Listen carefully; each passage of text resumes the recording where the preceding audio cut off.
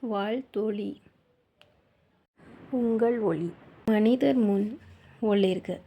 அப்பொழுது மக்கள் உங்கள் நற்செயல்களைக் கண்டு உங்கள் விண்ணகத் தந்தையைப் போற்றிப் புகழ்வார்கள். 5ஆம் அதிகாரம் 13 முதல் 16 வரை. நீங்கள் மண்ணுலகிற்கு உப்பாய் இருக்கிறீர்கள்.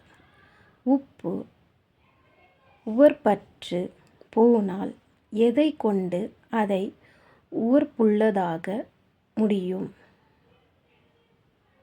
அது வெளியில் கொட்டப்பட்டு மனிதரால் மிதிபட்டு வேறு ஒன்றுக்கும் உதவாது. நீங்கள் உலகிற்கு ஒளியாய் இருக்கிறீர்கள். மலைமேல் இருக்கும் நகர் மறைவாயிருக்க முடியாது. எவரும் விளக்கை ஏற்றி மரக்காலுக்குள் வைப்பதில்லை. மாறாக விளக்குத் தண்டின் மீது வைப்பார்.